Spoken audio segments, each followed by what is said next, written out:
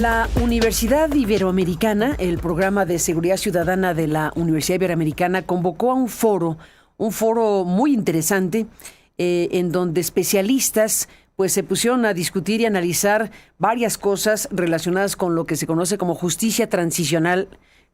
Principalmente estamos hablando de un concepto como justicia transicional y la posibilidad o no que hay en México de establecer o de implementar mecanismos de esta naturaleza.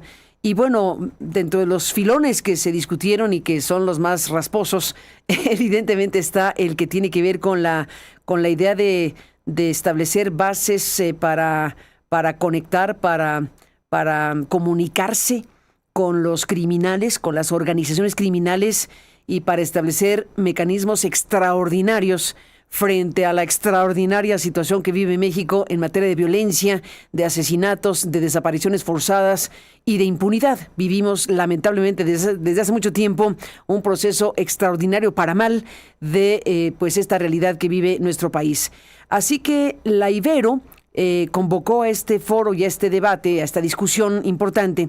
Y nuestro colega Marcos Martínez Chacón, colega periodista que ha enfocado buena parte de su trabajo en materia de derechos humanos, no únicamente, pero ha enfocado buena parte de sus estudios y su interés periodístico en materia de derechos humanos, estuvo en este foro organizado por el Programa de Seguridad Ciudadana de la Iberoamericana y está aquí en el estudio para contarnos cómo fue, qué dijeron los expertos, qué se plantean los expertos para buscar caminos, rutas que permitan a México alcanzar eso, la paz, básicamente.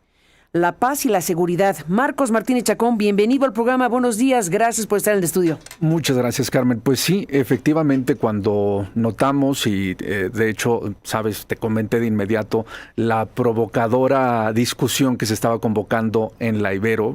Imagínate, el póster era la hora de la justicia transicional. Negociar con los grupos criminales organizados era una pregunta abierta. No, para los pelos de punta. Exactamente, y sobre todo por, nuestra realidad, el contexto mexicano, los años, las décadas de violencia imparable, de una pues brutalidad total en la que hemos estado sumidos durante más de 20 años, desde principalmente, y los expertos colocan, y no es necesario ser experto, pero se ha analizado académicamente a partir del 2006 con el gobierno de Felipe Calderón, una espiral ascendente de criminalidad con el factor del narcotráfico en el centro.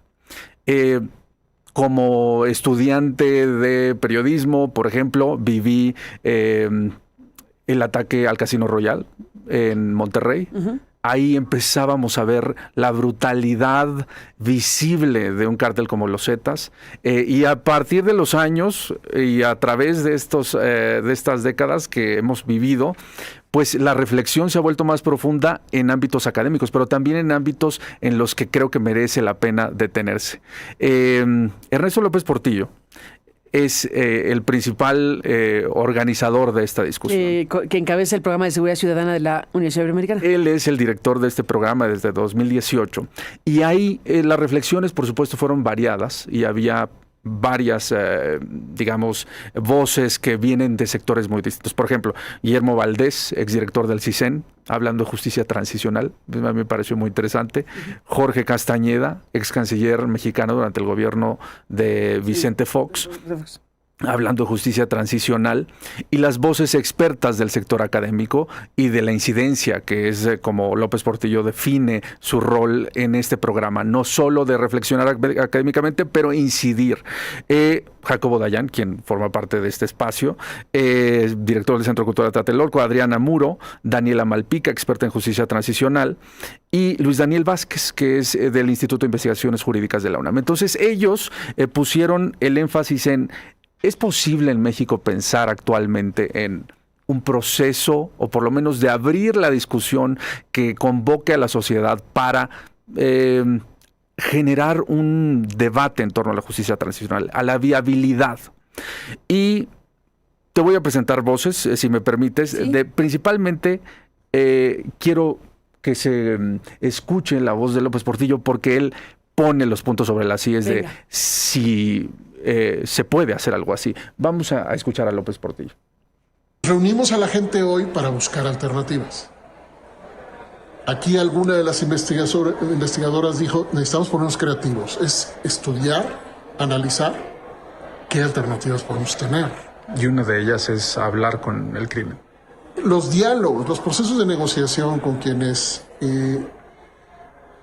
viven de construir violencias crónicas a través de actividades delictivas, esas personas en modelos de justicia transicional pueden ser la fuente más importante de información, pero también la fuente más importante de pacificación, de negociaciones para, por ejemplo, la entrega de las armas.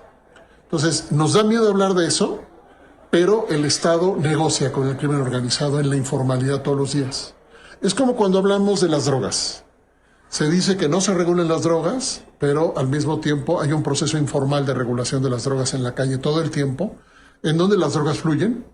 El Estado se beneficia a través de procesos criminales, de corrupción, de fortunas de funcionarios públicos, y en lugar de regularlo, lo dejamos en mercados ilegales y de todos modos produce más usuarios, más dependencia de sustancias más baratas y fortunas, corrupción y violencia.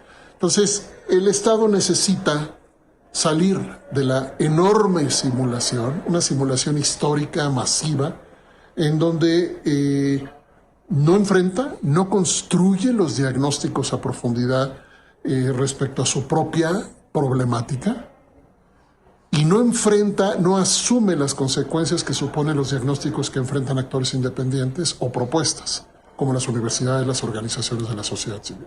Entonces, con cuidado hay que decir, diálogo con actores criminales bajo marcos regulatorios específicos, en formatos que pueden ser similares a la justicia transicional, siempre y cuando exista la posibilidad de que se construya la autoridad del Estado para poder hacerlo así. Y ahí está quizá, aquí se dijo, ahí está el problema principal.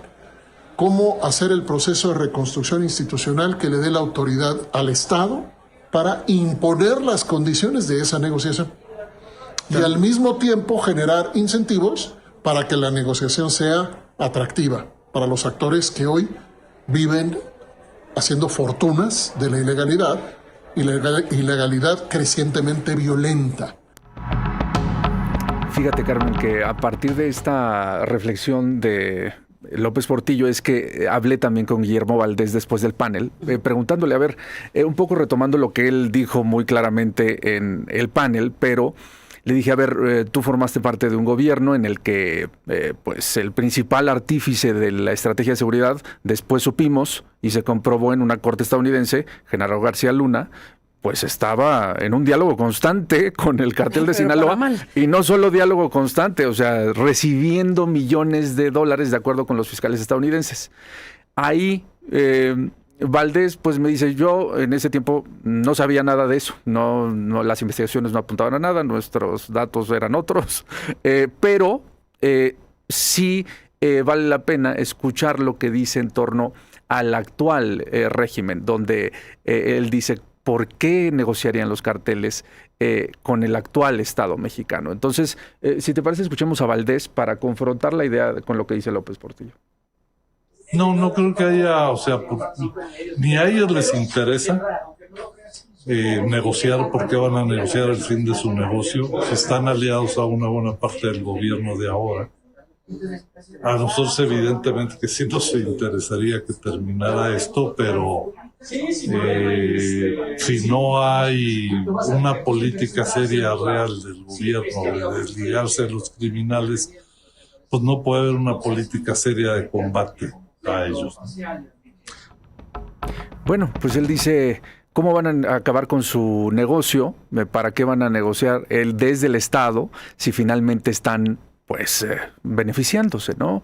Y ahí es donde Jacobo Dayan, me habla sobre los casos en México en los que se ha tratado de explorar vías de justicia transicional. El gobierno de Fox, con la FEMOS, que aquí has estado reflexionando sobre el espacio, de ese nombre larguísimo e impronunciable, del organismo creado en ese gobierno para investigar los crímenes del pasado, y otros dos esfuerzos mal logrados, de acuerdo con los especialistas incluso que han estado involucrados en el gobierno de López Obrador. Entonces, si te parece, vamos a escuchar a Dayan hablando sobre estos casos fallidos mexicanos. Creo que valdría la pena recurrir rápidamente a la historia. México tiene a grandes rasgos 3 ejercicios importantes de intento de hacer un proceso de justicia transicional. El primero con Vicente Fox, con la creación de la Fiscalía Especial para Movimientos Sociales y Políticos del Pasado, que fue un rotundo fracaso. Es decir, ser el Estado siendo juez y parte de la verdad y la justicia era imposible. Y luego los otros 2 con el gobierno de López Obrador, este mecanismo de justicia transicional de Guerra Sucia y el de Ayotzinapa, que sabemos en qué acabaron. Pero otra vez, el Estado negándose rotundamente a soltar el control político de la verdad y la justicia. Entonces, un proceso real de justicia transicional tiene el Estado que sacar las manos, las instituciones ordinarias del Estado sacar las manos, tener una voluntad política absoluta. Está el caso del Ejército, ahora hay una sentencia para que entregue información que estaba ya ordenado entregar de Guerra Sucia. El caso de Ayotzinapa tampoco quisieron entregar información. Entonces lo que tienes que tener es un Estado, clase política, sociedad y las instituciones del Estado con el deseo y con el compromiso de impulsar un proceso serio de justicia transicional de mediano y largo plazo.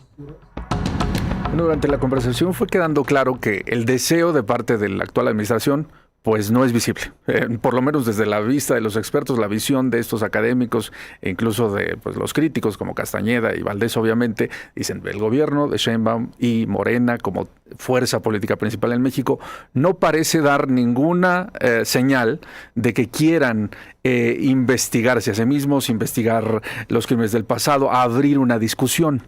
Pero una reflexión importante que proveyó Adriana Muro, especialista en política de drogas, fundadora de una organización llamada Elementa, con sede en la Ciudad de México y en Bogotá. Ella habló de su periodo de inmersión en Colombia, rumbo a la firma de acuerdo de paz. Ella estaba tratando de incidir y de entender cuáles eran las repercusiones en una comunidad, en una sociedad como la colombiana, en ese caso, de la guerra contra las drogas y qué rutas podían existir. Entonces ella dice, en Colombia había un entendimiento generalizado de que, número uno, se tenía que hacer algo distinto a lo que había asumido a la sociedad colombiana en una situación tan violenta y que, de hecho, tú en una conversación reciente con Juan Manuel Santos le decías, tan similares eran los casos que a nosotros en México nos decían que nos habíamos colombianizado. Entonces, ella hace estos paralelismos, aunque aclaran, tanto Dayan como Muro y los expertos, que no es posible replicar lo ocurrido en un país en otro para encontrar una solución similar. Entonces, ahí Muro habla sobre lo que en México parece que es la opción que está optando el Estado mexicano. Dice, sí hay que abrir la discusión, sí hay que poner énfasis en la sociedad desde los medios, aunque no se habló mucho de los medios en el panel, la verdad, pero desde los medios y las plataformas, introducir el debate de cuáles son las rutas en México ante lo que López Portillo ya dijo, nos ha llevado a un colapso total de las instituciones de procuración de justicia. No funcionan. Dice, en México, volviendo a Muro, se está optando por extraditar la verdad. Es decir, gente como el Mayo Zambada, criminales de ese calado, como el Chapo Guzmán, los 92 capos que Sheinbaum ya expulsó, el gobierno de la presidenta, y toda esa información, ¿en dónde se está quedando? ¿Se está utilizando para llegar a la verdad o simplemente para que el gobierno de Estados Unidos entienda mejor a dónde va para el fentanilo y punto? Vamos a escuchar a Muro sobre esta reflexión. ¿Qué está pasando? Que el 98% de las personas que son extraditadas, trasladadas, secuestradas y llevadas a Estados Unidos como el Mayo Zambada, negocian. Solo el 2% de las personas van a juicios. Negocian a cambio de millones de dólares que nos podrían servir muy bien acá, pero que se van a las arcas de Estados Unidos para seguir alimentando la guerra contra las drogas a pesar de que el mercado ilícito va muchísimo más rápido, ¿no? Tan rápido es que ya no se cultiva amapola, sino que se trafica fentanilo, que es más barato, es más potente, es más peligroso y genera más violencia. Entonces ahí hay una negociación, ahí sí hay un proceso de negociación que sigue avanzando y que también si nos quedamos sin hacer nada, pues va a ir también quedándose ahí toda la información en relación a lo que ha significado la guerra contra las drogas. Revisé el documento de Elementa que se llama Extraditar la Verdad y hay una sección importante que se titula El ser, la negociación como regla. Dice, la etapa de enjuiciamiento y prejuicio para los procesos relacionados con delitos de drogas también incluye la presentación de cargos, el acuerdo de culpabilidad, la audiencia preliminar y la emisión de acusación formal. De todos estos procesos judiciales, el más importante en el contexto de los juicios por delitos de drogas son los acuerdos de culpabilidad.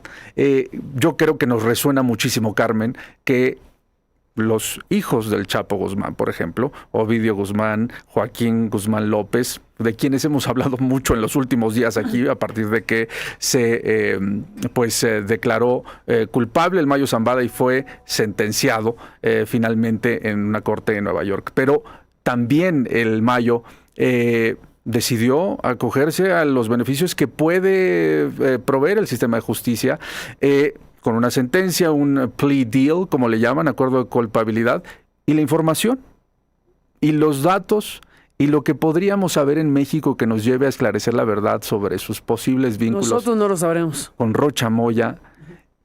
Pues creo que es una pregunta abierta, porque aunque ya está allá, las redes de criminalidad persisten en México. Y finalmente el hijo del Mayo Zambada, Ismael el Mayo, el Mayito Flaco, Siqueiros, Zambada Siqueiros, pues sigue operando.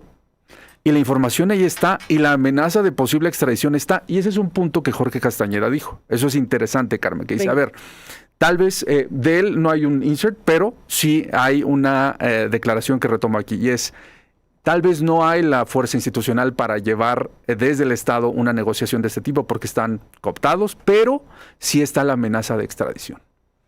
Si no quieren ir y parar en una cárcel de alta seguridad y quedarse ahí de por vida, pues que el Estado mexicano use eso como una espada de Damocles para decirles, a ver, entonces cuéntame a mí.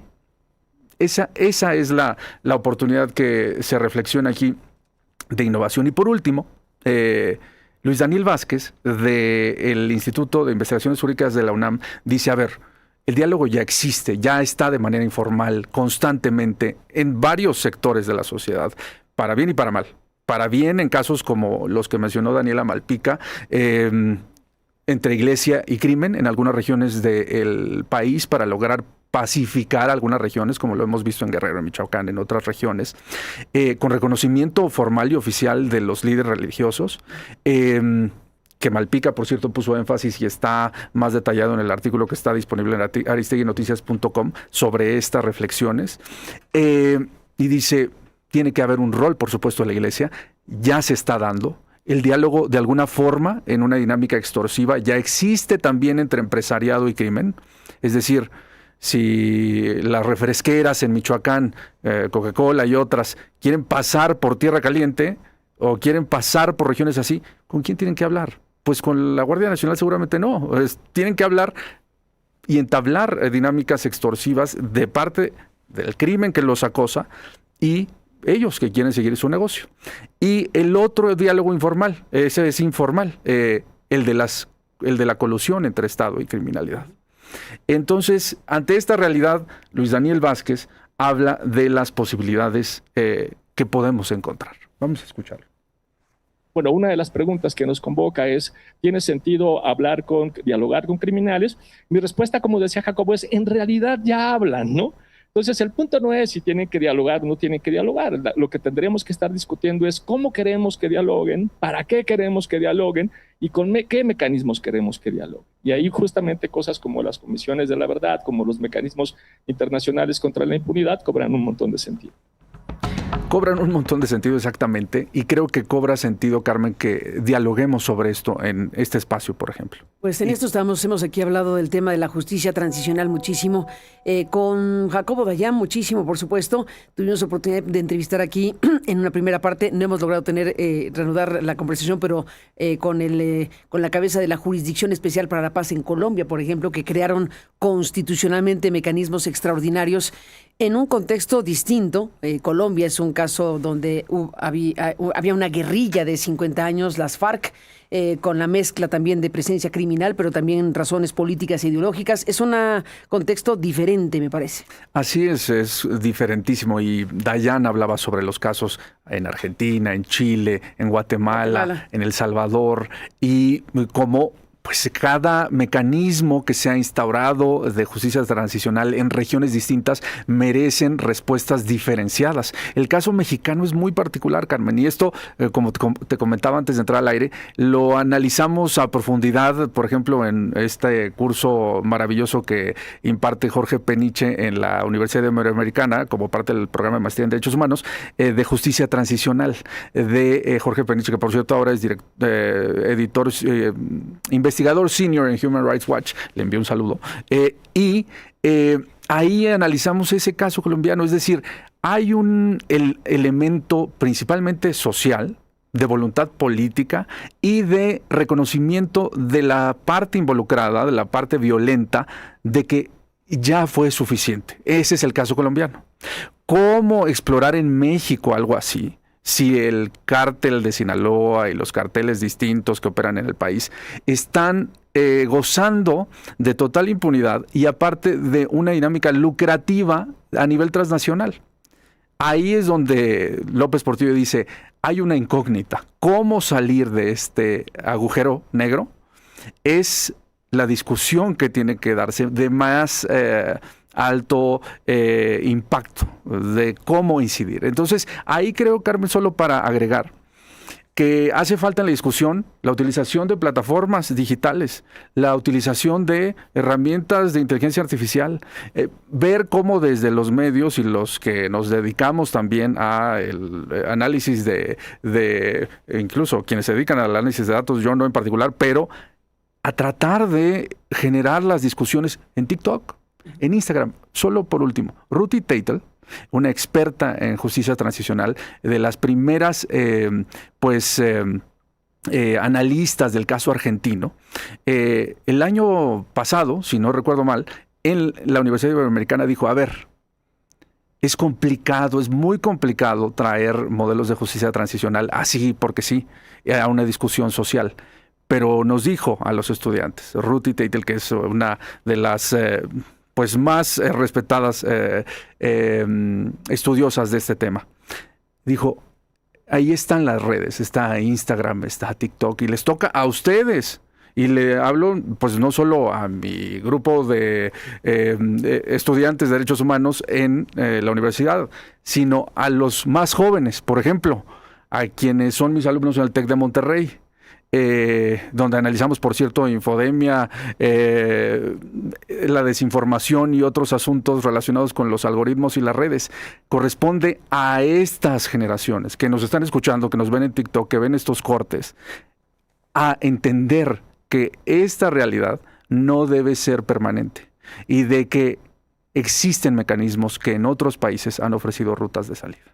Ni más ni menos, pues ahí está, una discusión obligada, una discusión importante que ha tenido lugar en otros países del mundo, que México a su manera, pero de manera todavía incipiente, digámoslo así, y este foro que organizó la Ibero ayer, pues es importante porque nos acerca a esta discusión pues tan compleja, pero importante. Así que Marcos Martínez Chacón, gracias por compartir estos momentos de lo que dijeron los expertos ayer en este foro, y gracias a la Ibero que nos lo compartió también. Muchas gracias, Carmen. Gracias, Marcos, buenos días, y bueno, pues seguiremos hablando del tema. Por lo pronto, gracias al público que está aquí en nuestro buzón de voz.